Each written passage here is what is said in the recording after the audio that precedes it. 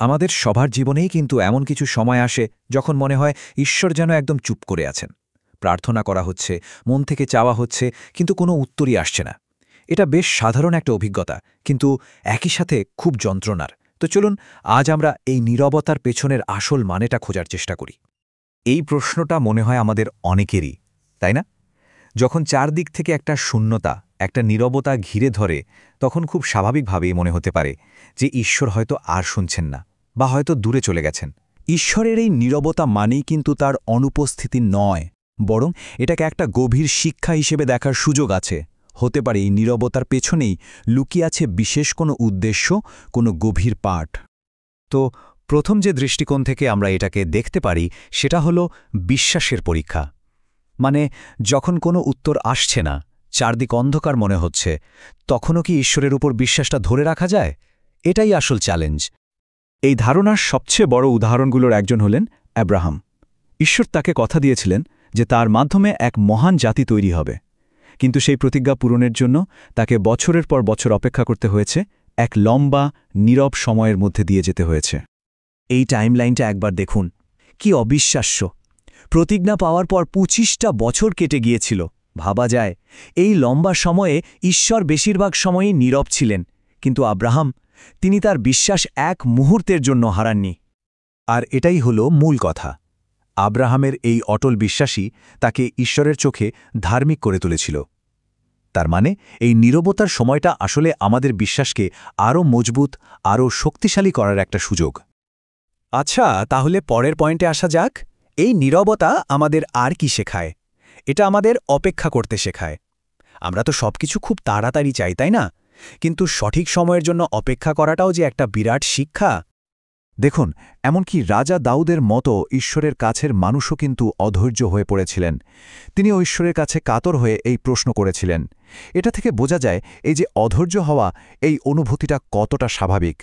কিন্তু সবচেয়ে ইন্টারেস্টিং ব্যাপার হল, এই প্রশ্ন করার পরই দাউদ আবার নিজের আস্থার কথা ঘোষণা করেছেন। যেমনটা এখানে দেখা যাচ্ছে, তার হতাশাটা শেষ পর্যন্ত গভীর বিশ্বাসেই পরিণত হয়েছিল। তার মানে এই অপেক্ষার সময়টা কিন্তু নিষ্ক্রিয় নয়, এটা নষ্ট হচ্ছে না। এই সময়টাই আসলে আমাদের ধৈর্য আর চরিত্রকে গড়ে তোলার জন্য ভীষণ দরকারি। ঈশ্বর হয়তো দেরি করেন, কিন্তু তার সময়টা সব সময় নিখুঁত। তো এখন প্রশ্ন হল, এই যে নীরবতার সময়, এই সময়টায় আমাদের কি করা উচিত? উত্তরটা খুব সহজ, কিন্তু করাটা কঠিন। আর সেটা হল প্রার্থনা চালিয়ে যাওয়া। স্বয়ং যিশুই কিন্তু এই নির্দেশনা দিয়েছিলেন। যখন কোনো উত্তর আসে না, তখন প্রার্থনা থামিয়ে দেওয়াটা খুব সহজ। কিন্তু সেই অবস্থাতেও প্রার্থনা চালিয়ে যাওয়ার মধ্যেই রয়েছে আসল আধ্যাত্মিক শক্তি। এই স্লাইডটা কিন্তু খুব দারুণ একটা পার্থক্য তুলে ধরেছে। দেখুন, নীরবতার মধ্যে প্রার্থনা করতে থাকলে কি হয়? তখন ঈশ্বরকে শুধু একজন উত্তরদাতা হিসেবে দেখার মানসিকতাটা বদলে যায়। তখন তার সাথে একটা গভীর সম্পর্ক তৈরি হয়। প্রার্থনার উদ্দেশ্য তখন আর শুধু উত্তর পাওয়া থাকে না, বরং সম্পর্কটাকেই লালন করা হয়ে ওঠে মূল লক্ষ্য।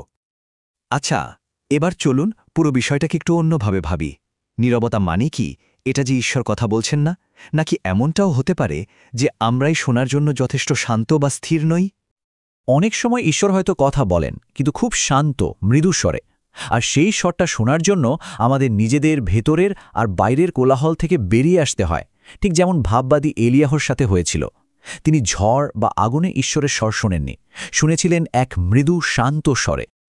এই যে বিখ্যাত কথাটা, এটা তো আমাদের ঠিক এই জিনিসটাই মনে করিয়ে দেয়। হয়তো এই নীরবতা আসলে আমাদের জন্য একটা আমন্ত্রণ, একটু স্থির হওয়ার, একটু শান্ত হয়ে তার উপস্থিতি অনুভব করার। বিশ্বাস তখন আর শব্দের ওপর নির্ভর করে না, করে সম্পর্কের ওপর। আর সবশেষে আমরা এমন একটা ধারণার কথা বলবো যা হয়তো সবচেয়ে শক্তিশালী, আর তা হল ঈশ্বরের নীরবতা অনেক সময়ই এক বিরাট কোনো গৌরবের প্রস্তুতি। ইতিহাসের সবচেয়ে গভীর, সবচেয়ে ভয়ঙ্কর নীরবতার মুহূর্তটা ছিল যখন যিশু ক্রুশের যন্ত্রণা পাচ্ছিলেন। তিনি যখন চিৎকার করে উঠেছিলেন, আমার ঈশ্বর, তুমি কেন আমাকে ত্যাগ করেছ? তখন সর্ব ছিল একদম চুপ, চূড়ান্ত একাকিত্ব আর পরিত্যাগের অনুভূতি।